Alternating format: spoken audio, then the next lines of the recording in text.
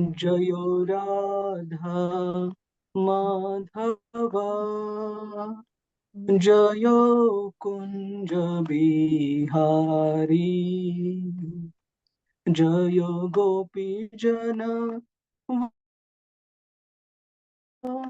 जयो गिरिवरी, जयो गिरिवरधारी, जयो यशोदा नंदन, जयो ब्रज जनरंजन, जयो यशोदा नंदन, जयो ब्रज जनरंजन, जयो जमुना तीरवन चारी, जयो कुंज बिहारी, जयो जमुना तीरवन चारी, जयो कुंज बिहारी, जयो राधा माधव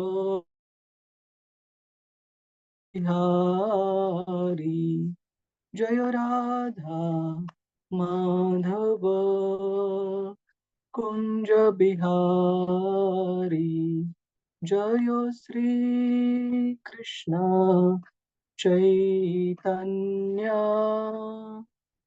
प्रभु नित्यानंद, श्री अद्वैता गदाधर श्रीवासादि गौर भक्तवृंदा, हरे कृष्णा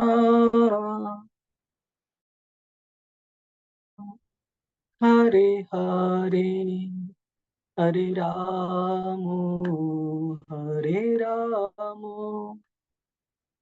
राम राम हरे हरे, हरे कृष्णा हरे कृष्णा, कृष्णा कृष्णा हरे हरे, हरे राम हरे राम,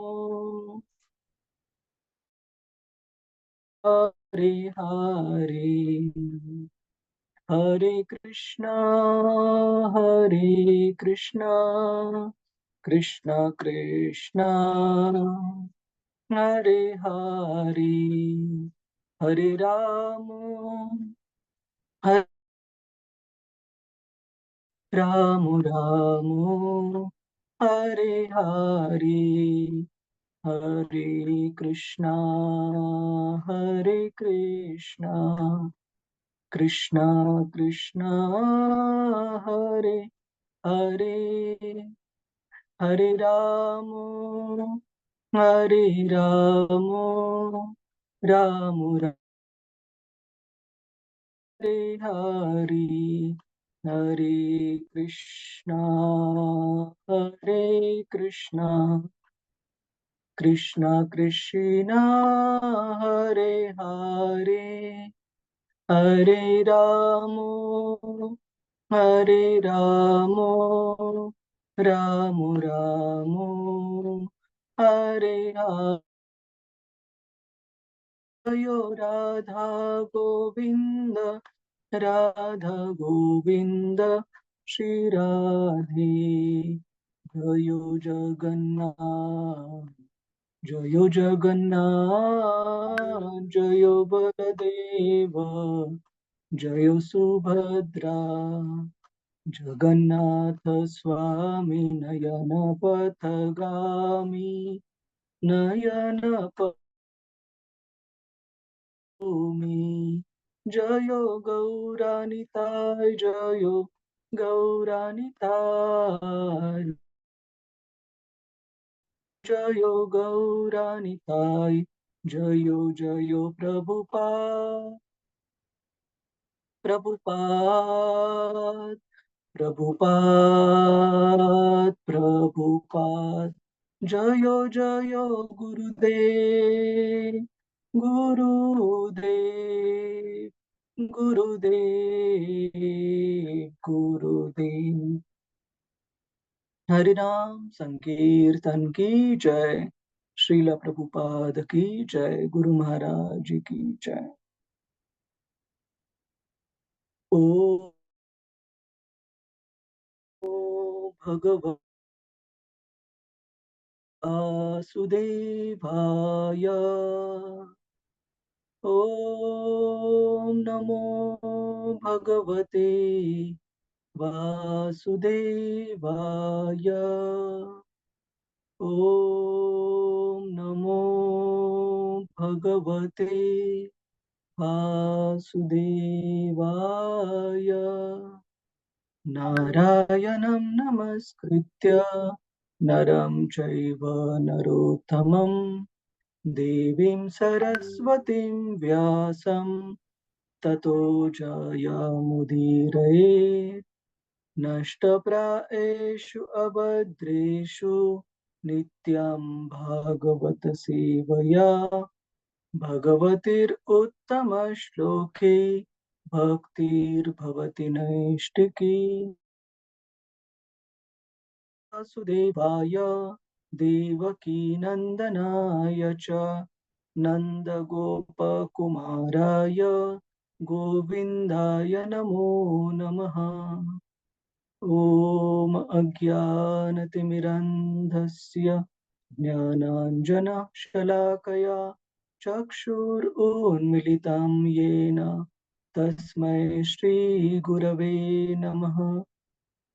श्रीचैतन्यमनोभीष्टं स्थापितं येन भूतले स्वयं रूप कदा मह्यपदान्तिकं वन्देऽहं श्रीगुरो श्रीयुतापदकमलं श्रीगुरून् वैष्णवांश्च।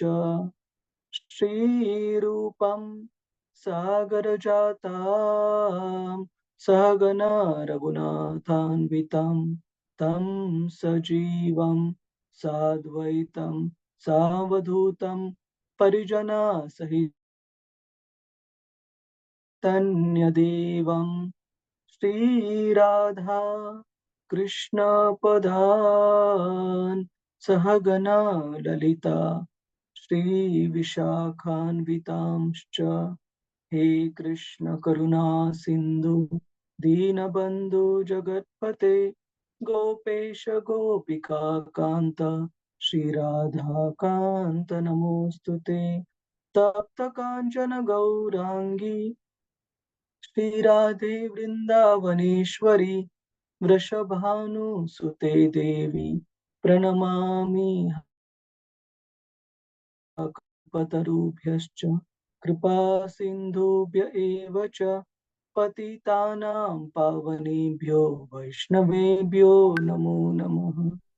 नमः ॐ विष्णुपदाय कृष्णप्रेष्ठाय भूतले श्रीमते भक्तिवेदान्त स्वामिन् इति नामिने। नमस्ते सरस्वते देवी गौरवाणी प्रचारिणे निर्विशेष शून्यवादी पाश्चात्य देश तारिणे। जय श्री कृष्ण चैतन्य प्रभु नित्यानंद श्री अद्वैत गदाधार गौर भक्त वृंदा। हरे कृष्ण कृष्ण कृष्ण हरे हरे हरे राम राम राम हरे हरे। हरे कृष्ण। श्रीमद भागवतम चर्चेमध्ये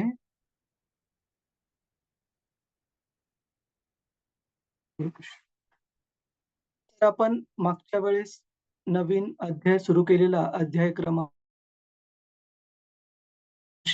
की पांडव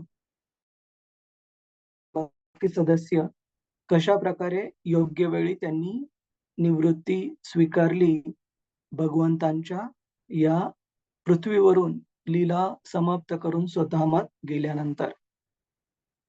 आणि विशेषतः 2 मुद्द्यांवर आपण मागच्या वेळेला भर दिलेला, की कशा प्रकारे एका भक्तांची विचारसरणी आणि भौतिकवादी व्यक्तींची विचारसरणी यामध्ये फरक आहे, की आपल्याला या पृथ्वीलोकावर, या जगामध्ये ज्या पण कोणते चांगले कार्य करण्याचे जे सामर्थ्य, जी क्षमता प्राप्त होते, ती सर्व प्राणीमात्रांना केवळ आणि केवळ भगवंतांद्वारेच प्राप्त होते.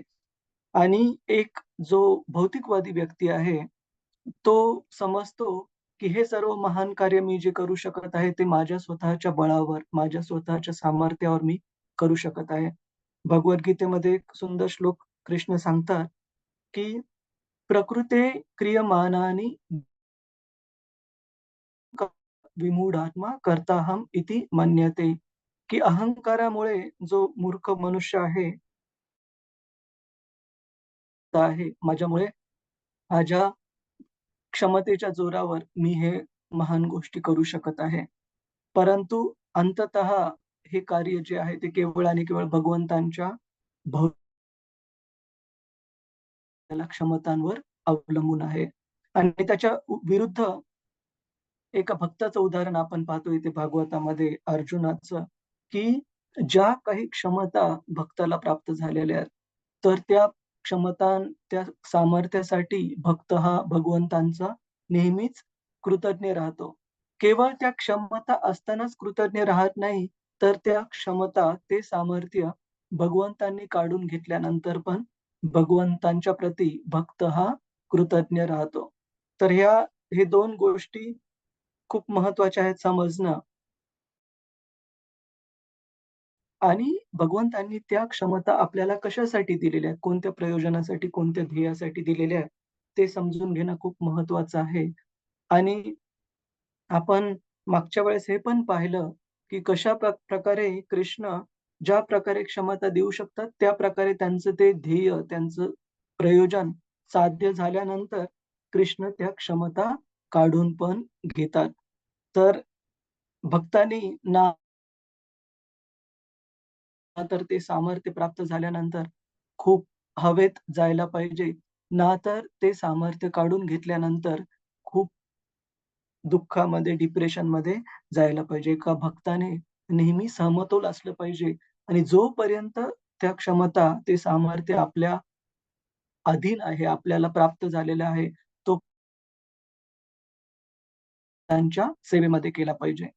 तर हे पाहिले. कुणाचा काही प्रश्न आहे का? प्रभुजीच, माताजीच, आपण आजचे श्लोक सुरू करण्याच्या अगोदर? हरे कृष्ण. ठीक आहे. आपण श्लोक क्रमांक 8 पासून सुरुवात करूया. कृपया आपण सर्वांनी म्हणण्याचा प्रयत्न करा.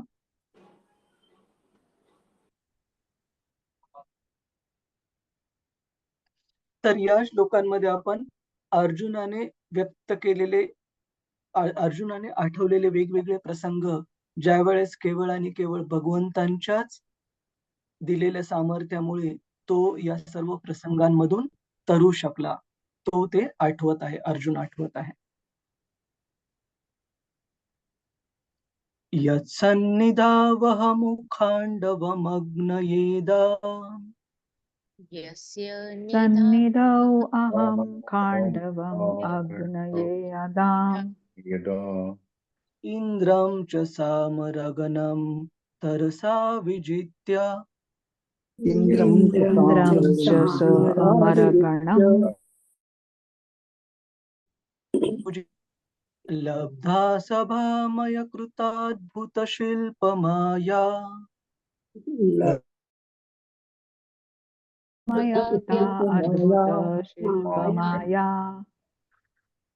दिग्भ्यो हरन् नृपतयो बलिमध्वरेते अहरन्पतय बलिम् अध्वरेते. कुणाला वाचायचं आहे का अनुवाद आणि तात्पर्य? प्रभुजीच, माताजी, हरे कृष्ण.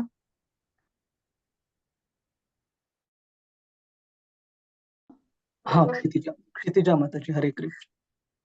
हरे कृष्ण. अनुवाद आणि तात्पर्य द्वारा श्रीला प्रभुपाद की जय. श्रीकृष्ण जवळच असल्याने सामर्थ्यशाली स्वर्गराज इंद्र आणि त्याचे सहचर देवगण यांचा मी अत्यंत कौशल्याने पराभव केला आणि अग्निदेवताला खांडव वन विध्वंसासाठी दिले.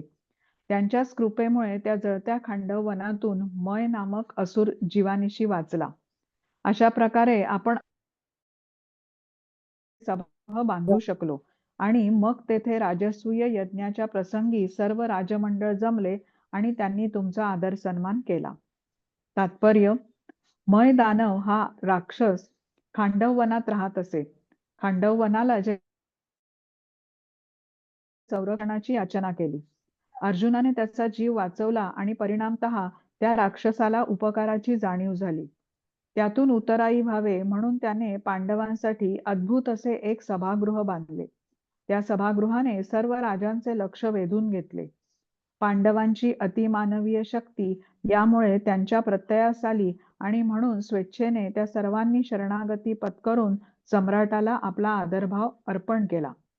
लौकिक दृष्टीने आश्चर्यकारक वस्तू निर्माण करण्याचे अद्भुत आणि अतिमानवी असे सामर्थ्य राक्षसांकडे असते.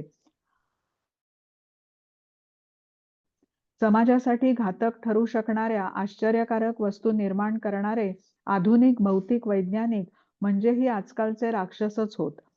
तेही समाजासाठी हानिकारक अशा गोष्टी निर्माण करीतच असतात. उदाहरणार्थ, अण्वस्त्रे निर्माण झाल्याने समाजात काही प्रमाणात भीती पसरलीच आहे.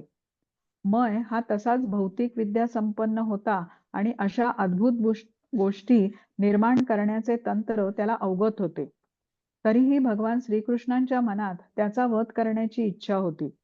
खांडव वनाला जाळणारा अग्नी आणि भगवान श्रीकृष्णांचे सुदर्शन चक्र ही दोन्ही जेव्हा त्याच्या पाठीस लागली तेव्हा त्याने अर्जुनासारख्या भक्ताचा आश्रय घेतला आणि अर्जुनाने भगवान श्रीकृष्णांच्या क्रोधापासून त्याचे संरक्षण केले. एकूण भक्त भगवंतांपेक्षा अधिक दयाळू असतात आणि भक्तीच्या प्रगतीत प्रत्यक्ष भगवंतांची कृपा हीच अधिक मोलाची आहे. अर्जुन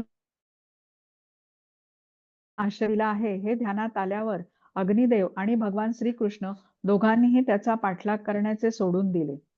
आपल्यावर अर्जुनाचे उपकार झाले आहेत हे जाणून आपण अर्जुनाची कोणत्या तरी मार्गाने काही सेवा करावी अशी इच्छा त्याच्या मनात उत्पन्न झाली. परंतु अर्जुनाने त्याच्याकडून विनिमयात काही घेण्याचे नाकारले. आपल्या भक्ताच्या आश्रयाला मय आला आहे हे पाहून भगवान श्रीकृष्ण संतुष्ट झाले आणि त्यांनी युधिष्ठिरासाठी अद्भुत सभागृह बांधून आपली सेवा समर्पण करण्याविषयी मयासुराला आज्ञा दिली. यातील प्रक्रिया ही की भक्ताच्या कृपेमुळे भगवंतांची कृपा मिळते आणि भगवंतांच्या कृपेने भगवत भक्ताची सेवा करण्याची संधी उपलब्ध होते. आलेली भेट होती. हरे कृष्ण. श्रीला प्रभुपाद की जय. आणखी धन्यवाद प्रभूजी. हरे कृष्ण. धन्यवाद. तर इथे आपण बघतो मय दानवाबद्दल सांगितलं आहे की कशा प्रकारे त्यावेळेस आग लागली होती अग्निदेवाला संतुष्ट करण्यासाठी. तर त्यावेळेला जो खांडव वनामध्ये राहणारा हा जो असुर होता, राक्षस होता, मायादानव, तो त्याचा जीव धोक्यात होता आणि भगवंतांचं स्वतःचं सुदर्शन चक्र त्याच्या पाठीमागे होतं आणि खांडव वनाची आग पण त्याच्या पाठीमागे होती. परंतु अशा कठीण परिस्थितीमध्ये मायादानवाने कुणाचा आश्रय घेतला? अर्जुनाचा आश्रय घेतला. तर सर्वात अगोदर श्रील प्रभुपादजी सांगतात, की कशाप्रकारे हे जे काही आसुरिक प्रवृत्तीचे जे व्यक्ती असतात, त्यांच्याकडे गोष्टी निर्माण करण्याचं निश्चित कौशल्य हे असू शकतं. जसं मायादानवामध्ये होतं. जसं की ज्यावेळेस मायादानवानी अर्जुनाचा आश्रय घेतला, त्यावेळेस भागवत सांगतं, की कृष्ण स्वतः पण प्रसन्न झाले आपल्या भक्ताचा आश्रय घेतलेला पाहून या असुराने आणि कृष्णांचं सुदर्शन चक्र जे की या मायादानवाला ते भगवाननी काढून घेतलं आणि अग्नीपासून पण मायादानवाची रक्षा झाली. तर अशा प्रकारचे जे आसुरिक प्रवृत्तीचे काही लोक असतात, श्रील प्रभुपादजी त्यांचं उदाहरण, त्यांचं तुलना करत आहेत आजच्या शास्त्र सांगतं, की केवळ भौतिक विद्या ही प्राप्त केल्याने मनुष्य महान होत नाही. इनफॅक्ट जर भौतिक विद्या कुणी खूप मोठ्या प्रमाणामध्ये प्राप्त केली असेल, परंतु ती विद्या वापरण्यासाठी आवश्यक असणारं योग्य चारित्र्य, योग्य विचार करण्याची प्रवृत्ती जर त्या मनुष्यामध्ये नसेल, तर ती भौतिक विद्या समाजासाठी घातक ठरू शकते. जसं की आपण पाहतो, हे जे शास्त्रज्ञ आहेत, मूव्ही आलेला ओपनहायमर, की च्या शास्त्रज्ञाचं अमेरिकेतल्या ज्यांनी की जे की अ, अणु बॉम्बचे जनक होते आणि त्यांनी कशाप्रकारे राष्ट्राला त्यावेळेस गरज असताना स्वतःची ती भौतिक विद्या वापरून अणुबॉम्ब तयार केला आणि असं सांगितलं जातं, की ज्याने की दुसरं महायुद्ध थांबलं. पण दुसरं महायुद्ध थांबलं, त्याच्यानंतर बाकीच्या सर्व देशांनी ही विद्या प्राप्त करून इतके सारे अणुबॉम्ब तयार करून, अण्वस्त्र तयार करून ठेवले, कितीतरी वेळेस नष्ट करण्याची जी क्षमता आहे, ती सध्या ह्या अण्वस्त्रांद्वारे उपलब्ध आहे. याचा अर्थ काय? की त्या भौतिक विद्येचा उपयोग जो की समाजाच्या भरभराटीसाठी, संरक्षणासाठी जर चुकीच्या व्यक्तींच्या हाती ती भौतिक विद्या जर प्राप्त झाली, तर त्याच भौतिक विद्येचा उपयोग समाजाच्या ऱ्हासासाठी, अधःपतनासाठी आणि विनाशासाठी होतो. जसं की मायादानवाचं उदाहरण इथं भागवत सांगत आहे. तर ज्यावेळेस मायादानव हा अर्जुनाला शरण गेला, त्यांनी कृतज्ञता किंवा इच्छा व्यक्त केली अर्जुनाच्या प्रती किंवा पांडवांच्या प्रती कोणती गोष्ट करण्यासाठी आणि अर्जुनाने नकार दिला, की मला काही नको तुझ्याकडून. परंतु भगवंतांनी जे की प्रसन्न भक्तांचा आश्रय घेतल्यामुळे मायादानवाला आज्ञा दिली, पांडवांसाठी इंद्रप्रस्थ इथे खूप छान महाल बांधण्याचा, राजप्रसाद बांधण्याचा आणि तो राजप्रसाद, महाल इतका भव्य-दिव्य असा होता, की त्यामुळे भागवत सांगतं, की पांडवांच्या अमानवीय कोणता शब्द वापरला इथे?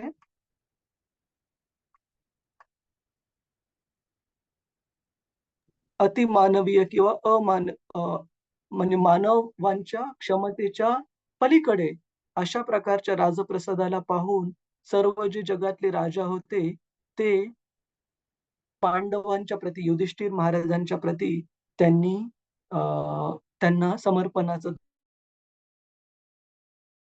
ह्याच राजप्रसादामध्ये युधिष्ठिर महाराजांनी राजसूय यज्ञ केला, जिथे भगवंतांचं, कृष्णाचं सर्वात श्रेष्ठ व्यक्ती म्हणून पूजा अर्पण केली गेली. आणि त्यावेळेस आपण पाहतो, की जे भगवंतांचा, भक्तांचा मत्सर आणि श्रीकृष्णांच्या पण नात्यातले काही जसं शिशुपाल, हा भगवंतांच्या मत्सराने आणि त्यांना प्राप्त झालेल्या मान-सन्मानाने इतका जास्त रागात आला, की कृष्णांची एकानंतर एक 100 अधिक वेळा एका पाठीमागे एक निंदा केली आणि तिथे त्याचा सुदर्शन चक्राने वध झाला. तर अशा राजप्रसादाची निर्मिती ही मायादानवाने करून दिली होती भगवंतांच्या आज्ञेने. तर भागवतामध्ये एक खूप सुंदर श्लोक येतो 11व्या स्कंदामध्ये. आपण तो एकदा पाहू.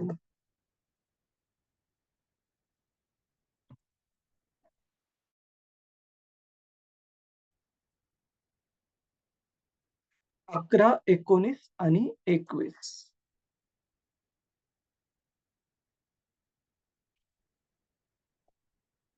तर या श्लोकामध्ये भगवंत सांगतात, की कशाप्रकारे त्यांच्या ती म्हणजे भगवंतांच्या सेवेपेक्षाही भगवंत श्रेष्ठ मानतात. तर या 4 श्लोकांचा समूह 5 श्लोकांचा त्याच्यापैकी 21व्या श्लोकामध्ये भगवंत उद्धवाला सांगतात, की "मद्भक्त पूज भ्यधिका."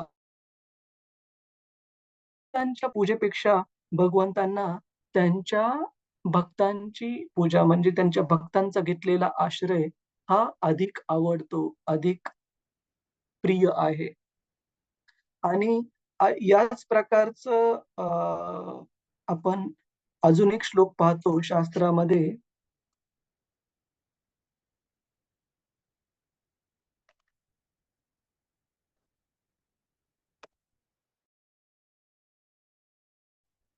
शिवजींनी, शंकरांनी पार्वती मातेला सांगितलेला हा श्लोक आहे, ज्याच्यामध्ये ते ब्रह्मपुरामध्ये सांगितलेलं आहे.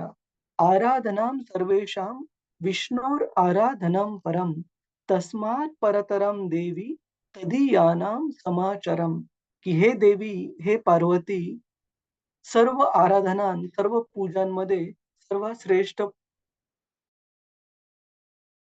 विष्णूंची आराधना आहे. परंतु विष्णूंच्याही आराधनेच्या आराधना आहे. भगवंतांचे जे भक्त आहेत, ते भगवंतांचे भक्त भगवंतांना एवढे प्रिय आहेत, की त्यांची आराधना ही भगवंतांच्या आराधनेपेक्षाही श्रेष्ठ आहे. याच्यातून आपल्याला शिकण्यासारखं काय प्रभूजीच माताजीच, की आपण किती काळजीपूर्वक, किती केअरफुल असलं पाहिजे भगवंतांच्या भक्तांच्या प्रती आदान-प्रदान करण्यामध्ये. हे ओळखून की कधी आपण चुकून कृष्णाच्या प्रती जर अपराध केला, तर ते कदाचित माफ करतील. परंतु भगवंतांच्या भक्तांच्या प्रती जर आपण अपराध केला, तर भगवंतांना ते सहन करणं अवघड जातं. कारण भगवंतांचे भक्त हे त्यांना खूप खूप प्रिय. सारे उदाहरणं आपल्याला शास्त्रामध्ये पाहायला मिळतात. जसं की एक खूप छान उदाहरण भागवतामध्ये येतं अंबरीश महाराजांचं, की ज्यावेळेस दुर्योधनाप्रती अपराध केला, कृष्णांचं सुदर्शन चक्र हे दुर्वास मुनींच्या पाठीमागे लागलेलं होतं त्यांना ठार मारण्यासाठी. आणि दुर्वास मुनींनी स श्रेष्ठ देवतांच्याकडे अ, मदत मागितली, जसं ब्रह्माजींकडे, जे की त्यांचे अ, ब्रह्माजींकडे, नंतर शिवजींकडे मदत मागितली. एवढेच नाही, तर साक्षात वैकुंठ लोकामध्ये जाऊन विष्णूंकडे पण मदत मागितली दुर्वासा मुनींनी. परंतु विष्णू त्यांना म्हणाले, की "आपण माझ्या शुद्ध भक्ताच्या प्रती अपराध केला आहे. त्याच्यामुळे मी पण असमर्थ आहे आपली रक्षा करण्यासाठी. आपल्याला जर आपले जाऊन अंबरीश महाराजांना शरण जा आणि त्यांना माफी मागा. आणि त्यांनी जर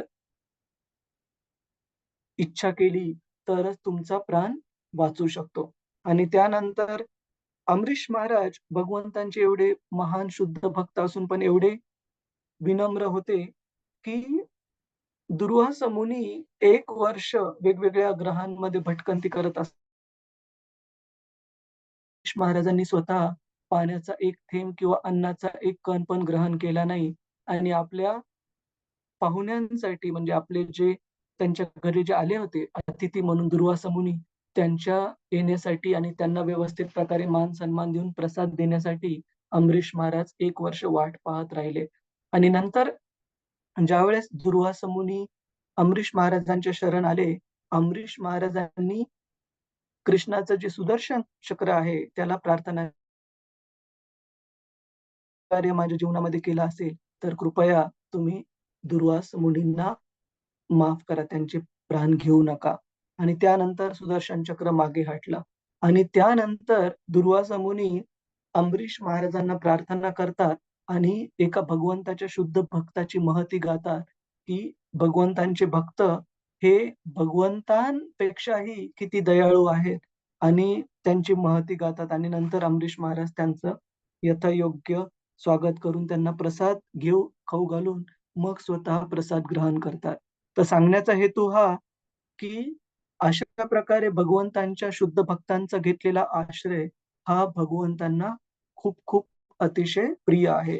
ज्या प्रकारे माया दानवाने येथे अर्जुनाचा आश्रय घेतला आहे आणि त्या आश्रय घेतल्यामुळे भगवंतांनी प्रसन्न होऊन स्वतःच्या सुदर्शन चक्राला परत बोलावलं आहे. माया दानवाला त्याचे प्राण हे दिले आहेत.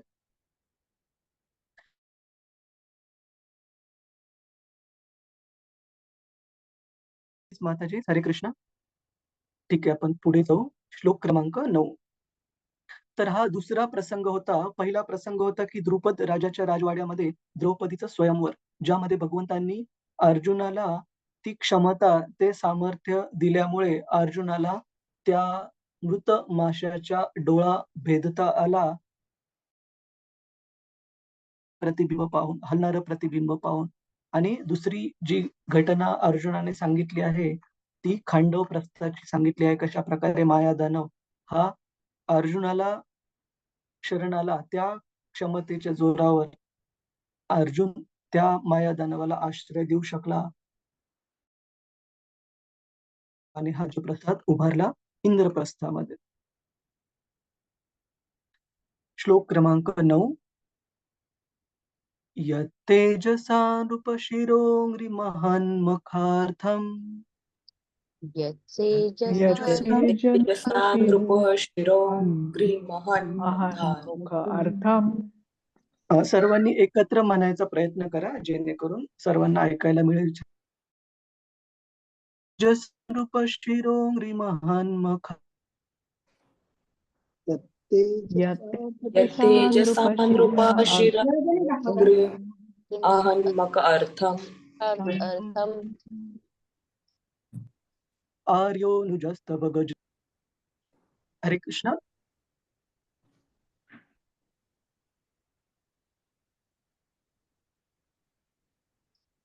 ठीक आहे, म्हणा, काही हरकत नाही. जसं जमेल तसं म्हणा. हरे कृष्ण. आर्य आर्योनुजस्तव.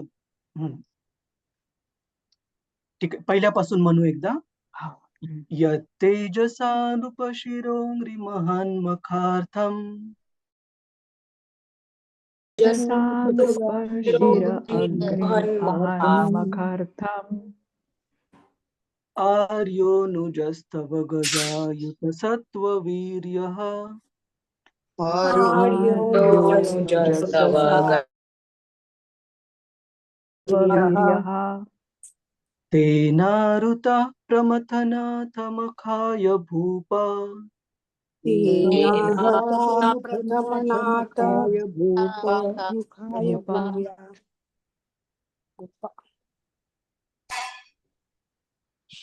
तेनारुतः, प्रयत्न करा. मोचितास्तदनयन बलिमुद्वरे ते. यन्मोचिदास्तदनयन् बलिमध्वरेते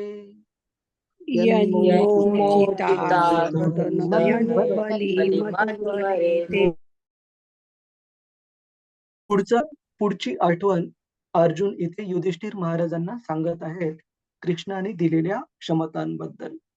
कुणाला वाचायचं आहे का? प्रभुजीच, माताजीच? हरे कृष्ण प्रभूजी, वाचू का? हा, योजना माताजी. हरे कृष्ण. कित्येक राजे ज्यांच्या चरणांचे पूजन करीत असतात, सत्तींचे बळ असलेल्या तुमच्या मान्यवर कनिष्ठ बंधूने त्यांच्याच कृपेने केला. आपल्या महाभैरव यज्ञात बळी देण्यासाठी जरासंधाने ज्या राजांना आणले होते, त्या राजांना आणले होते, परंतु त्यातून त्यांची सुटका झाली आणि नंतर त्या राजांनी तुम्हाला कारभार अर्पण केला. तात्पर्य: जरासंध हा मगध देशाचा महाशक्तिशाली राजा. त्याच्या जन्माचा इतिहास आणि त्याची कृत्ये मोठी रोचक आहेत.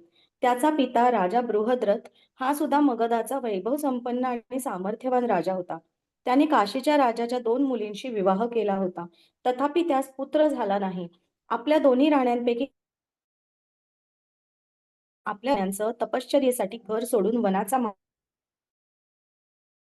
ऋषीकडून त्याला पुत्रप्राप्तीचा वर मिळाला आणि त्या ऋषींनी त्या राजाला दोन्ही राण्यांना खाण्यासाठी एक आंबा दिला. दोघींनी तो खाल्ला व थोड्याच दिवसात त्या गर्भवती झाल्या. राण्यांपासून आपणास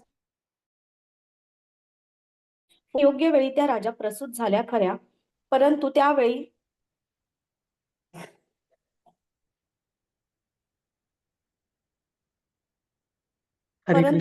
त्या दोघींनी एकाच मुलाला 2 भागात जन्म दिला.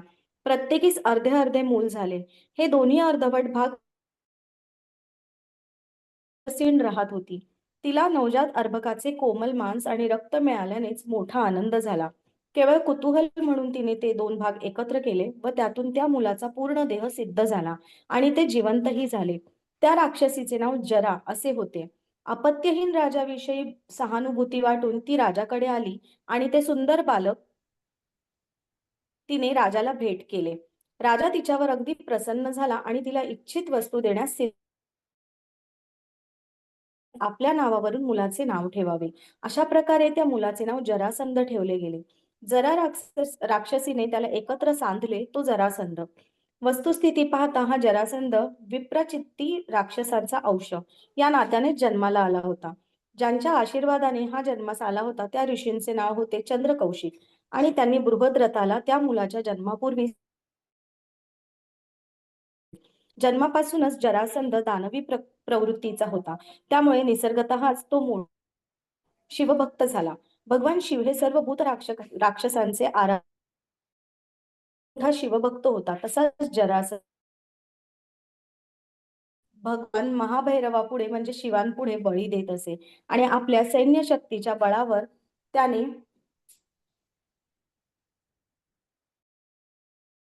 लहान लहान राजांना बळी देण्यासाठी पकडले. पूर्वीच्या मगध देशात म्हणजेच आजच्या बिहार प्रांतात महाभैरव वा काळभैरवांचे अनेक भक्त आहेत. जरासंध हा नात्याने कंसाचा सासरा होता आणि त्यामुळे कंसवधानंतर त्याने श्रीकृष्णांशी वैर बांधले. जरासंध आणि श्रीकृष्ण यांच्यात पुष्कळ लढाया झाल्या. जरासंधाचा वध केला जावा परंतु त्याचे सैनिक मारले जाऊ नयेत असे श्रीकृष्णांच्या मनात होते. त्यामुळे अशी एक योजना आखण्यात आली.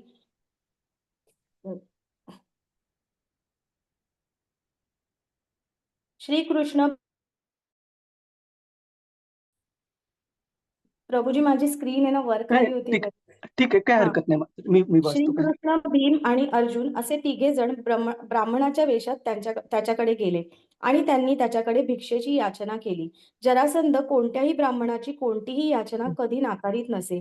त्याने अनेक यज्ञ केले होते. अर्थात त्याचे असे कार्य भगवत भक्तीच्या श्रेणीत येत नाही. श्रीकृष्ण, भीम आणि अर्जुन यांनी त्याच्याकडे युद्धभिक्षा मागितली.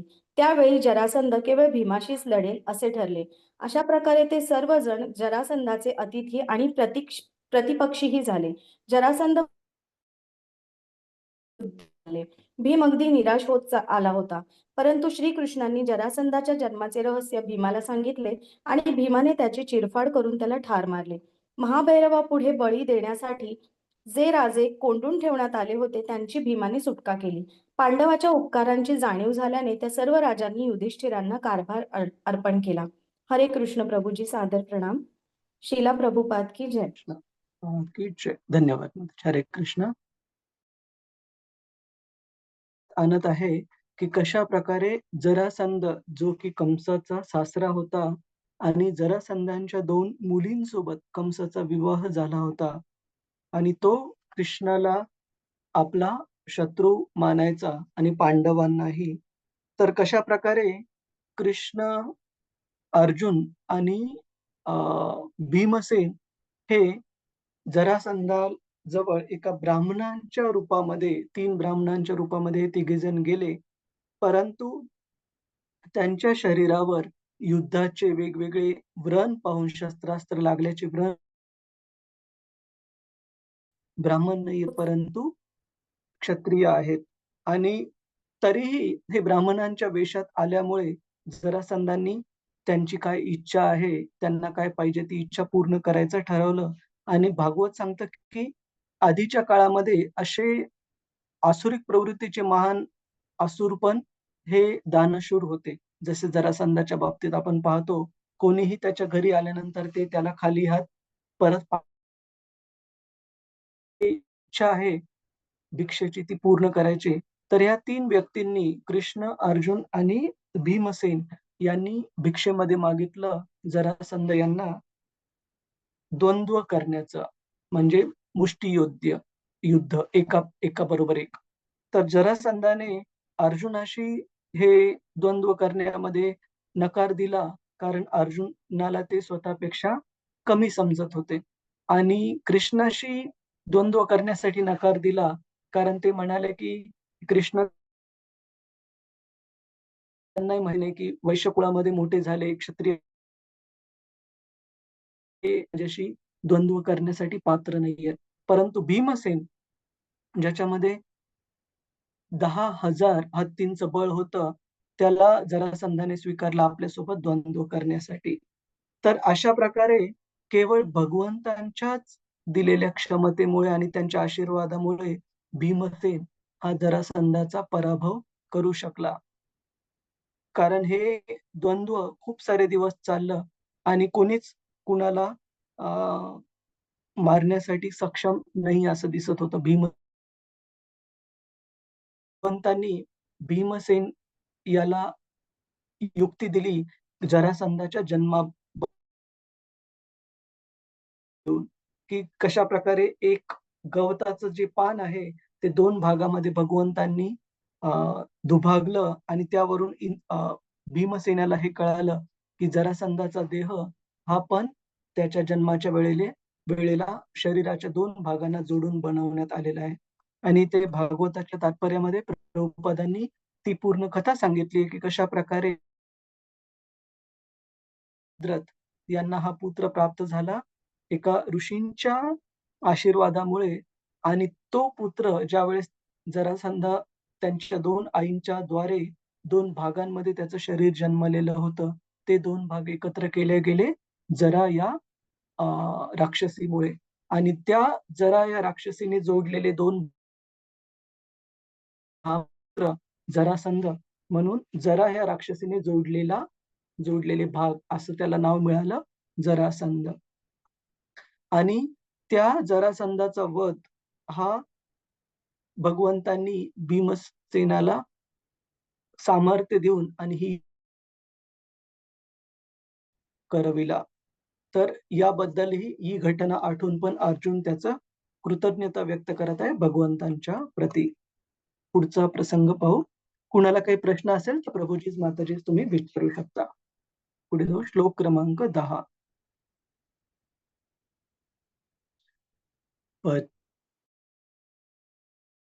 क्लृप्त्य महाभिषेका पद्मनाभव अधिमुख क्लुप्त क्लुप्त महाभिषेक महाभिषेका श्लाघिष्ठचारुकबरं कितवैसभायाम् श्लाघिष्ठचारुकबरं कितवै सभायाम् स्पृष्टं तश्रुमुख्या पृष्ठं विकीर्य पदयो पदयो पतिता पतित शुमुख्या अश्रुमुख्या यस्तत्स्त्रियोत्कृतः तेष विमुक्तकेशः हत ईश विमुक्तकेशा. हरे कृष्ण. तर इथे या श्लोकामध्ये अर्जुन कृतज्ञता व्यक्त करत आहे तो प्रसंग आठवून ज्यावेळेस भर सभेमध्ये द्रौपदीचा अपमान झाला आणि कशा प्रकारे द्रौपदीचं जे पावित्र्य होतं ते भगवंतांनी कसं सांभाळलं अशा अवघड प्रसंगी द्रौपदीच्या आणि पांडवांच्या मदतीला येऊन. कुणाला वाचायचं आहे का? प्रभुजीच माताजीच मे बी प्रभुजीच मध्ये कुणाला वाचायचंय का? मी वाचू का? हा एकच मिनिट म्हणजे आहे का? हा गणेश प्रभू मंजरी माताजी तुम्ही पुढचं वाच. हरे कृष्ण. ओके, ठीक आहे. महान राजसूय यज्ञोत्सवात महाराणी द्रौपदीचा सुंदर केशपाश अभिषेकाद्वारे पवित्र करण्यात आला होता. तो सुंदर केश संभार मोकळा करण्याचे दुस्साहस दुष्टांनी जेव्हा केले तेव्हा ती नयनातून अश्रुपात करीत श्रीकृष्णांच्या चरणांपाशी पडली होती. तिच्या केसांना स्पर्श करणाऱ्या दुष्टांच्या स्त्रियांना विधवा करण्याचे कृत्य श्रीकृष्णांनीच करविले. तात्पर्य श्री प्रभुपाद श्री प्रभुपाद की जय. महाराणी द्रौपदीचा केश संभार अतिशय सुंदर होता आणि राजसूय यज्ञ प्रसंगी महाअभिषेकाने तो पावन केलेला होता. परंतु युधिष्ठिर महाराज द्यूतात हरले तेव्हा दुःशासनाने तिचा अपमान करण्यासाठी ते केस हातात पकडले. द्रौपदीने त्यावेळी भगवान श्रीकृष्णांचा धावा केला. परिणामी भगवान श्रीकृष्णांनी नंतर दुःशासन आणि मंडळीच्या सर्व स्त्रियांचे केस तसेच मोकळे होते. कुरुक्षेत्रातील लढाईत धृतराष्ट्राचे सर्व पुत्र आणि पौत्र मारले गेले आणि वैधव्यामुळे त्यांच्या सर्व स्त्रियांना आपले केस मोकळे करावे लागले. दुसऱ्या शब्दात सांगायचे तर दुःशासनाने एका थोर भगवत भक्ताचा द्रौपदीचा अपमान केल्याने कुरुवंशातील सर्व स्त्रिया विधवा झाल्या. ज्याप्रमाणे वडील मुलाने केलेला अपमान सहन करतात, त्याप्रमाणे भगवंत दुष्टांनी केलेला अपमान सहन करतीलही, परंतु ते आपल्या भक्त नाहीत. महात्म्यांचा अपमान करण्याने आपल्या सत्कृत्यांचे व वरदानांचे जे पुण्यफळ आपणास मिळावायचे असते त्याचही मुकावे लागते. हरे कृष्ण प्रभू. कृष्ण धन्यवाद. श्रील प्रभुपाद की जय. तर इथे तोच मुद्दा जो आपण 2 श्लोकांच्या अगोदर पाहिलेला, की कशा प्रकारे इथे सांगितलंय की भगवंत हे त्यांच्या प्रती कुणी केलेला एखादा अपराध ते जरूर त्यांच्या भक्तांच्या प्रती जर कोणी अपराध केला असेल तर भगवंत तो सहन करत नाहीत. आणि ते यासाठी उदाहरण दिलेलं आहे की कशा प्रकारे द्रौपदी जे की भगवंतांची एक महान भक्त, शुद्ध भक्त होती. त्या द्रौपदीचा भर सभेमध्ये दुःशासनाने ज्यावेळेस अपमान केला, कौरवांनी चुकीच्या पद्धतीने कपट करून ज्यावेळेस युधिष्ठिर महाराजांना द्यूत क्रीडेमध्ये हरवलं आणि त्यांना त्यांची पत्नी द्रौपदीला डावावर लावण्यास बाध्य केलं आणि त्यानंतर तिचा अपमान केला. द्रौपदीच्या अपमानाने सर्व कौरवांचा आणि केवळ कौरवांचाच नाही, तर कौरवांच्या बाजूने जे कोणी व्यक्ती त्या राजसभेमध्ये उपस्थित होते आणि ज्यांनी द्रौपदीचं पावित्र्य रक्षण करण्यासाठी काही पावले उचलले नाहीत, अशा एका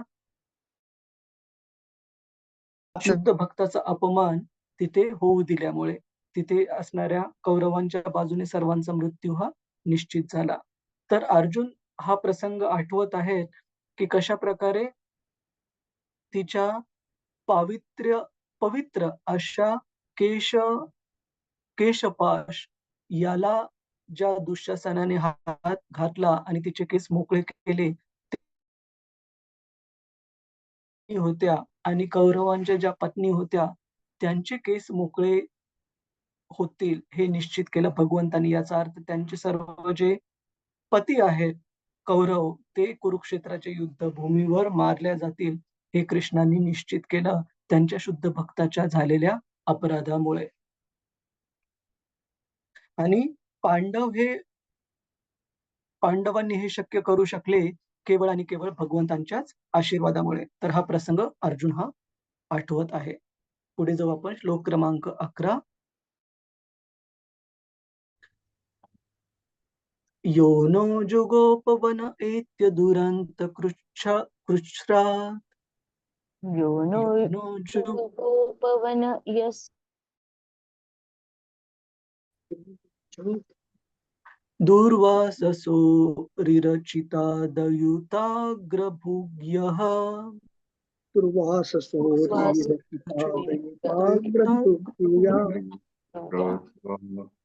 शाकान्नशिष्टमुपयुज्य यतस्त्रिलोकीम्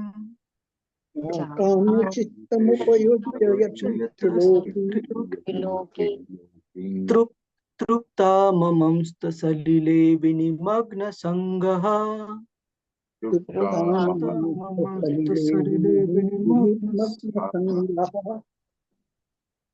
हरे कृष्ण. मंजरी माताजी. हरे कृष्ण. सदा प्रणाम प्रभूजी. हरे कृष्ण. हरे धन्यवाद. कृष्ण. श्रीला प्रभुपाद की जय. आपण वनवासात असताना आपल्या शत्रूंनी आपल्याला अत्यंत घोर संकटात टाकण्याचा कट रचला. त्यात सहभागी होऊन दुर्वास मुनी आपल्या 10 सहस्त्र शिष्यांसमवेत भोजनासाठी आले. त्यावेळी श्रीकृष्णांनी तेथे येऊन उरले सुरले अन्न स्वीकारून आपणास वाचविले. श्रीकृष्णांचा संतोष झाल्यामुळे स्नानासाठी जळात प्रवेश केलेल्या त्या मुनींना यथेष्ट भोजन झाल्यासारखे वाटले. तात्पर्य श्रीला प्रभुपाद द्वारा तात्पर्य दुर्वास मुनी हे एक शक्तिशाली योगी ब्राह्मण होते. मोठमोठी व्रते आणि कठीण तपश्चर्या याद्वारे धर्मतत्वांचे पालन करण्याचा त्यांचा कृतनिश्चय होता. त्यांचे नाव कित्येक ऐतिहासिक घटनांशी संलग्न झालेले आहे. असे दिसते की भगवान शिवशंकरांप्रमाणे हे महान योगीही चटकन संतापत आणि अथवा संतुष्ट होत. जेव्हा ते संतुष्ट होत तेव्हा सेवा करणाऱ्यांवर प्रचंड मंगलांचा वर्षाव करीत. पण जर ते असंतुष्ट झाले तर मात्र तशीच मोठी संकटही आहेत. कुंती कौमार्यावस्थेत आपल्या पित्याच्या घरी सर्व प्रकारच्या अशा थोर ब्राह्मणांची सेवा करीत असे आणि तिच्या आदरातिथ्यावर प्रसन्न होऊन दुर्वास मुनींनी तिला वर दिला. त्यामुळे तिला आपणास इच्छित देवतेला बोलावण्याची शक्ती प्राप्त झाली. ते भगवान शिवांचे अंश आहेत असे मानतात. त्यामुळे ते चटकन प्रसन्न होत शिवांचे आणि शंकरांच्या आदेशावरूनच त्यांनी श्वेतकेतू राजाचे पौरोहित्य स्वीकारले होते. कारण त्या राजाने 100 वर्षे चालणारा एक यज्ञ केला होता. काही वेळा ते स्वर्गराज इंद्राच्याही गूढ योगशक्तीमुळे ते अवकाशातही संचार करू शकतात. हे भौतिक अवकाश ओलांडून ते एकदा वैकुंठ लोकांपर्यंत पोहोचले होते. त्यांनी हे एवढे प्रदीर्घ अंतर केवळ 1 वर्षाच्याच अवधीत पार केले होते. त्यावेळी त्यांचे आणि श्रेष्ठ भक्त सम्राट राजा अंबरीश यांचे भांडण चालले होते. त्यांचे 10 सहस्र शिष्य होते. जेथे जेथे ते जात आणि मोठमोठ्या क्षत्रिय राजांचे अतिथी म्हणून राहत तेथे तेथे ते आपल्या अनेक शिष्यांनाही संगतीने घेऊन जात असत. एकदा युधिष्ठिरांचा चुलत भाऊ आणि शत्रू दुर्योधन याचकडे ते गेले. दुर्योधन हा तसा चांगला चतुर होता. त्याने नाना उपायांनी या ब्राह्मणाला पूर्ण संतुष्ट केले. त्यामुळे महर्षींनाही दुर्योधनाला काही वर द्यावा असे वाटले. दुर्योधनाला त्यांच्या योगसामर्थ्याची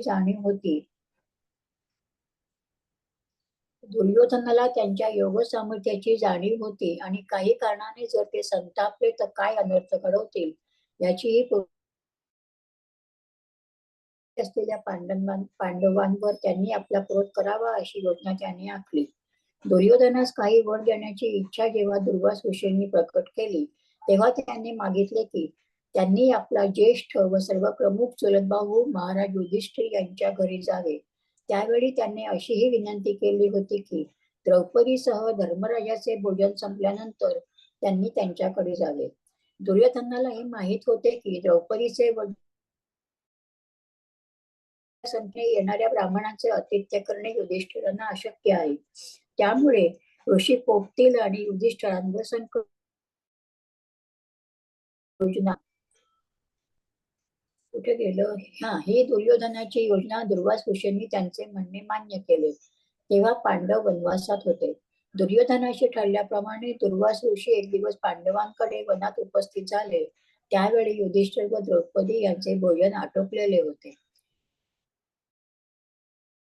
दुर्वासाचे स्वागत करण्यात आले आणि युधिष्ठिरांनी त्यांना स्वयंपाक होईपर्यंत मध्यान्ह उपासना नदीवर उरकून घेण्यास सांगितले.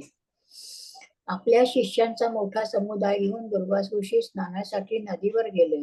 इकडे अतिथींना कसे भोजन द्यावे याची युधिष्ठिरांना चिंता पडली. जोपर्यंत द्रौपदी भोजन ग्रहण करत नाही तोपर्यंत कितीही अतिथी आले तरी त्यांच्या भोजनाची व्यवस्था होत असते. यावेळी मात्र दुर्योधनाच्या योजनेनुसार दुर्वास ऋषी द्रौपदीचे जेवण झाल्यानंतर जेव्हा कधी भक्त संकटात सापडतात तेव्हा त्यांना अगदी एकाग्रतेने अशा रीतीने द्रौपदी त्या गंभीर परिस्थितीत भगवंतांचे स्मरण करू लागली. सर्वस्थित भगवंत भक्तांचे संकट तत्काळ समजणारे आहेत. ते तेथे उपस्थित झाले. त्यांनी द्रौपदीकडे खावयास मागितले. भगवंतांनी अशी मागणी केल्यावर द्रौपदी अतिशय खिन्न झाली. श्रीकृष्णांनी काही खाण्यास मागितले आणि ते देणे तिला मुळीच शक्य नव्हते. तिने भगवंतांना सांगितले की त्यांना सूर्याकडून जे अक्षय पात्र लाभले होते त्यापासून तिच्या भोजनापूर्वी कितीही अन्न मिळू शकते आणि अशा रीतीने त्यांच्यावर धर्मसंकट कोसळले होते. आपली अडचण सांगून ती भगवंतांजवळ रडू लागली. अशा स्थितीत स्त्री काय करू शकणार? तथापि भगवंतांनी द्रौपदीला स्वयंपाकाची भांडी आणण्यास सांगितले. द्रौपदीने स्वयंपाकाची भांडी दाखवली तेव्हा त्यांना तेथे भाजीचा कण चिकटलेला आढळला. भगवंतांनी तो उचलून मुखात टाकला. त्यानंतर त्यांनी दुर्वासांसहित सर्व अतिथींना बोलावून आणण्यास द्रौपदीस सांगितले. दुर्वासांना बोलावण्यास भीम नदीवर जाऊन त्यांना म्हणाला, ऋषीहो, आपण उशीर करू नका. आम्ही भोजनासाठी आपली वाट पाहत आहोत.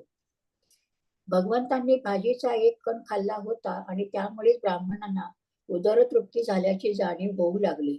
नदीत स्नान करीत असतानाच त्यांचे समाधान झाले होते. त्यांनी विचार केला की युधिष्ठिरांनी आपल्यासाठी उत्तम स्वयंपाक केला असणार, पुष्कळ मिष्टान्ने केली असणार आणि जर आपण तेथे जाऊन काही खाऊ शकलो नाही तर त्यांना अतिशय दुःख होणार. त्यापेक्षा तिकडे न जाणेच चांगले. आणि ते इतरत्र निघून गेले.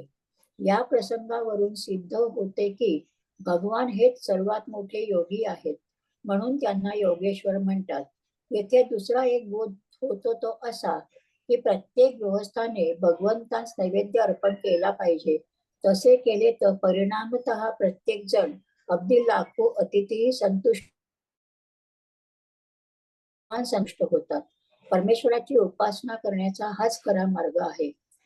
श्रीला प्रभुपाद की जय. हरे कृष्ण. हरे कृष्ण. धन्यवाद धन्यवाद प्रभूजी. हरे कृष्ण. तर इथे अर्जुन लक्षात आणत आहे हा प्रसंग, ज्या वेळेस दुर्योधनाने त्याच्या कपट मुनींच्या द्वारे पांडवांना शाप देण्याची योजना आखली, ज्यावेळेस पांडव वनवासामध्ये होते. तर दुर्वासा मुनींबद्दल सांगितलेलं आहे की हे शिवजींचे अंश अवतार आहेत आणि शिवजींचं एक नाव आहे, भगवान शंकरांचं एक नाव आहे आशुतोष.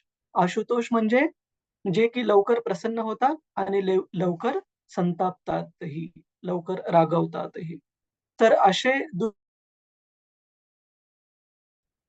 दुर्योधनाने त्यांना आणि त्यांचे जे 10,000 शिष्य होते त्यांना खूप छान प्रसाद अर्पण करून त्यांना प्रसन्न केलं. आणि ज्यावेळेस दुर्वासा मुनींनी दुर्योधनाला काय हवं आहे त्यावेळेस दुर्योधनाने त्याच्या कपट आणि मत्सर प्रवृत्तीने अशी याचना केली की ज्या प्रकारे दुर्वासा मुनींनी आपल्या शिष्यांसमवेत आदर सत्कार स्वीकारलेला आहे दुर्योधनाच्या महालामध्ये, त्याच प्रकारचं प्रसाद आणि आदर सत्कार दुर्वासा मुनींनी स्वीकारावा. की वनामध्ये राहत होते वनवासात असताना त्यावेळेस असा दुर्योधनाचा कट होता. आणि नेमकं दुर्योधनाने अशा वेळेस दुर्वासा मुनींना पाठवलं पांडवांकडे, ज्या वेळेस दुपारच्या नंतर, म्हणजे द्रौपदीने ज्या वेळेस स्वतःचा प्रसाद ग्रहण केलेला असावा. आणि द्रौपदीकडे जरी सूर्यदेवाच्या कृपेने हे अक्षय पात्र होतं की जे की किती पण अनंत मात्रेमध्ये मोठ्या प्रमाणामध्ये अन्न देण्यासाठी समर्थ होतं, परंतु ज्या वेळेस द्रौपदी त्या दिवसाचं तिचं दुपारचं भोजन स्वीकारेल, प्रसाद स्वीकारेल, त्यावेळेस ते अक्षय पात्र दुसऱ्या दिवशीपर्यंत काही भोजन अन्न देऊ शकणार नाही. तर दुर्वासा मुनी आणि त्यांच्या शिष्यांना दुर्योधनाने पाठवलं दुपारच्या नंतर. आणि ही खूप अवघड वेळ होती पांडवांसाठी, कारण द्रौपदीला दुर्वासा मुनींची व्यवस्थित आदरातिथ्य ते करू शकलो नाही तर पांडवांना आणि तिला निश्चितच त्यांचा रागाला पाहावं लागेल आणि त्यांच्याकडून शाप पण प्राप्त होऊ शकेल. आणि अशा अवघड परिस्थितीमध्ये भगवंतांनी कशा प्रकारे पांडवांचं संरक्षण केलं, केवळ आणि केवळ अन्नाचा राहिलेला तो एक कण स्वीकारून. आणि भगवंतांनी ज्या वेळेस त्या द्रौपदीच्या स्वयंपाकाच्या भांड्यातला अन्नाचा एक राहिलेला कण स्वीकारला, तर 10,000 जे शिष्य होते दुर्वासा मुनींचे आणि दुर्वासा मुनी स्वतः त्या सर्वांच्या पोटामध्ये पूर्ण आणि एवढं पोट भरलं त्यांचं की त्यांची जाण्याची पण हिंमत नव्हती पांडवांच्या आश्रमामध्ये. आणि त्यांच्या कोपापासून, त्यांच्या रागापासून, त्यांच्याकडून मिळणाऱ्या शापापासून अशा प्रकारे पांडवांचं संरक्षण केलं भगवंतांच्या कृपेने. तर ही आठवण त्यांच्या प्रती कृतज्ञता व्यक्त करण्यापूर्वी व्यक्त करण्यासाठी.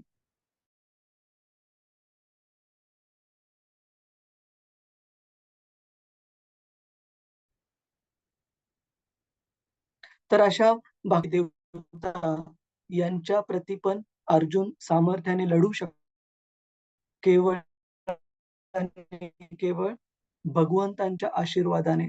तर हे आपण पाहतो की ज्यावेळेस पांडव हे वनवासामध्ये होते आणि भगवंतांना माहिती होते की धर्माच्या स्थापनेसाठी कुरुक्षेत्राचं युद्ध हे होणार आहे भविष्यामध्ये. त्या कुरुक्षेत्राच्या युद्धासाठी पांडवांना तयार करण्यासाठी अर्जुनाला भगवंतांनी पाठवलं स्वर्गलोकामध्ये. तिथून वेगवेगळ्या प्रकारचे शस्त्रास्त्र आणि वेगवेगळ्या धनसंपत्तीचा संचय करण्यासाठी, या युद्धासाठी वापरण्यासाठी. आणि यातून अर्जुनाला वेगवेगळे अस्त्र प्राप्त झाले, जसे पशुपातास्त्र त्यांना प्राप्त झाले शिवजींकडून. त्यांना गांडीव धनुष्य प्राप्त झालं आणि इंद्राने त्यांचा आदर सत्कार केला आणि वेगवेगळा धनसंचय पण ते करू शकले, जो की या युद्धाच्या वेळी कामी आला. आणि म्हणून अर्जुनाचं एक नाव आहे धनंजय, म्हणजे ज्यांनी तो धनसंचय केला भगवंतांच्या सांगण्यावरून स्वर्गलोकामध्ये वगैरे जाऊन आणि आपलं सामर्थ्य दाखवून. तर बाकीचे जे पुढचे प्रसंग आहेत जे अर्जुन आठवतात भगवंतांच्या प्रती कृतज्ञता व्यक्त करण्यासाठी, भगवंतांच्या कृपेची आठवण करण्यासाठी, ते आपण एक एक पुढे. आजच्या चर्चेवर कुणाचा काही प्रश्न आहे का? प्रभुजीज, माताजीज? हरे कृष्ण. हरे कृष्ण प्रभुजी. हरे कृष्ण. यस प्रभुजी. ते दुर्वास मुनींची माता अनसूयाच होती ना? मला एकदा लक्षात आणावं, चेक करावं लागेल प्रभुजी.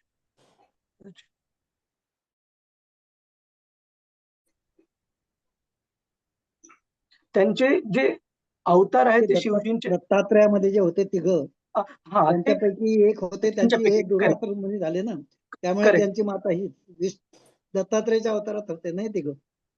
करेक्ट, बरोबर आहे. करेक्ट. ब्रह्माचंद्र म्हणून गेले आणि हे दुर्वास ऋषी म्हणून गेले होते ना ते. आणि बरोबर. स्वतः विष्णू स्वतः तिथे राहिले होते. बरोबर.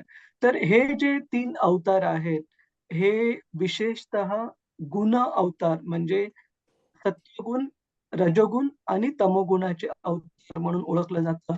विशेषतः दुर्वास मुनींसाठी ओळखलं जातं की तमोगुणाचा एक अंश आहे, त्याच्यामुळे ते लवकर रागावतात आणि लवकर प्रसन्न पण होतात. परंतु अनेक महान भक्तांनी आपल्या भक्तिभावामुळे आणि सेवाभावामुळे दुर्वासा मुनींना प्रसन्न केलेले पण उदाहरण आपण पाहतो. जसं की कुंती देवीचं उदाहरण श्रील प्रभुपादजी देतात. त्याचप्रमाणे असं म्हटलं जातं की श्रीमती राधाराणी यांनी पण आपल्या सेवाभावाने दुर्वासा मुनींना प्रसन्न केलं आणि त्या बदल्यामध्ये त्यांना तो वर प्राप्त. राधाराणींच्या हातचं बनवलेला प्रसाद ग्रहण करेल, तो व्यक्ती कधीही आजारी पडणार नाही. श्रीमती राधाराणींना मिळालेल्या वरामुळे यशोदामाई त्यांना बोलवायच्या कृष्णांसाठी अन्न बनवण्यासाठी. तर दुर्वास मुनींची विशेषता आहे की शिवजींचे अवतार आहेत. हा त्यांचा गुण आहे की लवकर रागवतात किंवा लवकर आनंदी होतात. आणि कशा प्रकारे त्यांच्या कोपापासून, त्यांच्या रागवण्यापासून भगवंतांनी त्यांचे. धन्यवाद. अजून कुणाचा काही प्रश्न आहे का प्रभुजी, माताजी? हा प्रभुजी. हरे कृष्ण. प्रभुजी, ते मागचा जो श्लोक होता त्याच्यामध्ये असं म्हटलंय की द्रौपदीचे केशपाश यज्ञाद्वारे पवित्र करण्यात आले. तर ते असं म्हणजे पवित्र करण्याचा काय हेतू होता किंवा काय उद्देश असायचा, आणि ते केल्यामुळं काही म्हणजे असं त्यांना फायदा किंवा लाभ होत होता का, किंवा काय त्याचं राजसूय यज्ञ? तर राजसूय यज्ञ जो भगवंतांनी आणि विशेषतः ऍक्च्युली पांडवांनीच करायचं ठरवलं, परंतु राजसूय यज्ञ करण्यामागे एक जे भगवंतांचा स्वतःचा पण उद्देश होता, तो होता की त्यांचं जे पृथ्वी तलावर येण्याचं जे मेन प्रयोजन आहे, धर्माचं राज्य स्थापित करणं आणि ह्या धर्माचं राज्य स्थापित करण्यामध्ये युधिष्ठिर महाराजांना, जे की स्वतः धर्माचे पुत्र, यमराजांचे पुत्र होते, त्यांना सार्वभौम राजा म्हणून बसवणं. तर या राजसूय यज्ञाचा हा भगवंतांनी उद्देश होता, की भगवंतांना सर्वात श्रेष्ठ व्यक्ती म्हणून त्यांचा सन्मान करणं सर्वांच्या समोर. तर अशा राजसूय यज्ञामध्ये त्याचा जो प्रसाद आणि पांडवांची जी पत्नी द्रौपदीला जो प्राप्त झाला, त्या प्रसादाचा एक भाग म्हणजे द्रौपदीचा हा केलेला केशपाश, म्हणजे द्रौपदीचे बांधलेले केस, ज्याच्यामध्ये अभिषेकाचं जे पवित्र पाणी आहे त्याद्वारे हे केस बांधले गेलेले होते. आणि अशा पवित्र केशपाशाला आणि त्या अभिषेकाने जरी बांधले गेलेले नसले, परंतु द्रौपदी अशा स्थितीमध्ये होती, ज्या स्थितीमध्ये तिला दुसऱ्या कोणत्याही व्यक्तीने, अन्यथा कोणत्याही तिचे पती सोडून कोणत्याही व्यक्तीने स्पर्श करण्यास योग्य नव्हतं. आणि अशा पवित्र भगवंतांच्या शुद्ध भक्ताला अपमान करण्यासाठी दुःशासनाने मध्ये द्रौपदीला निर्वस्त्र करण्याचा त्याची योजना होती, परंतु जी भगवंतांनी साक्षात मध्ये येऊ दिली नाही. तर केशसंभार बनवणे अभिषेकाच्या पाण्याने, याचा अर्थ त्या यज्ञाचं एक स्वीकारण्यासारखं, म्हणजे त्याचं जे राहिलेलं उच्छिष्ट आहे प्रसाद म्हणून स्वीकारण्याचाच एक भाग आहे प्रभूजीच माताजी. जसं की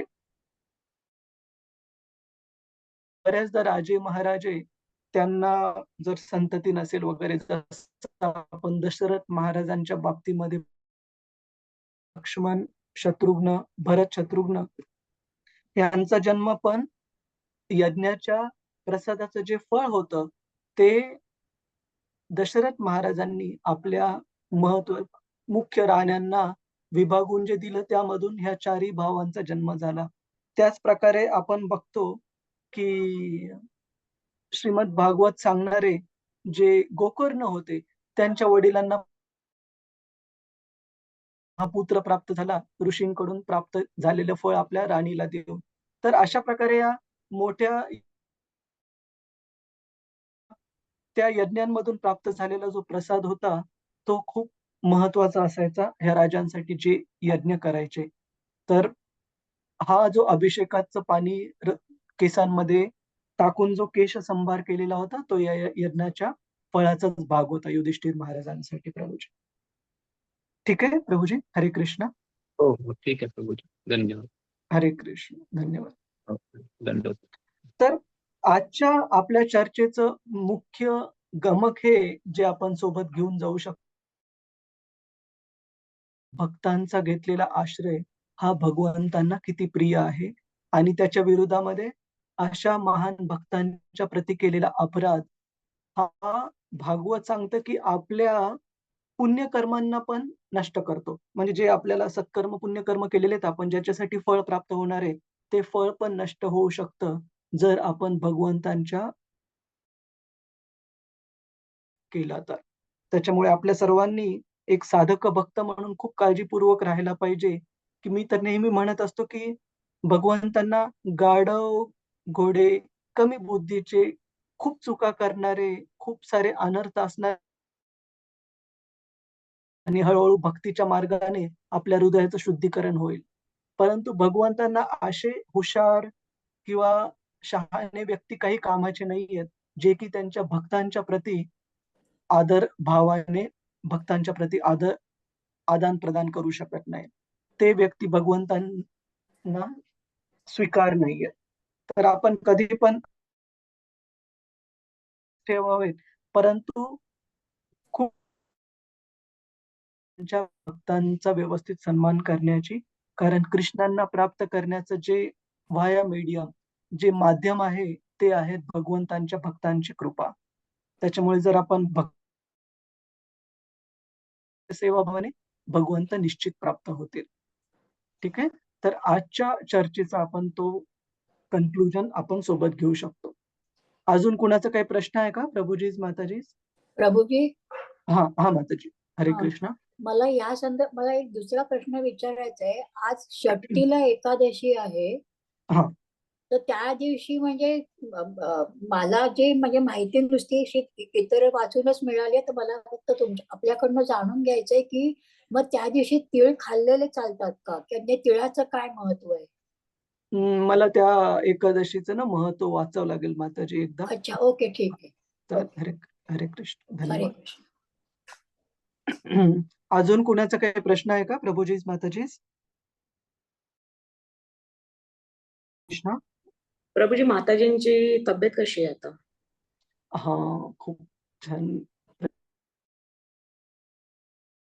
माताजींची जी तब्येत आहे ना, स्मृती राधा माताजी ज्या की ऍडमिट आहेत, की या आठवड्यामध्ये अगोदर 2-3 दिवसांपूर्वी त्यांची EEG टेस्ट केली गेली, जी की रतिरूपा माताजी तुम्ही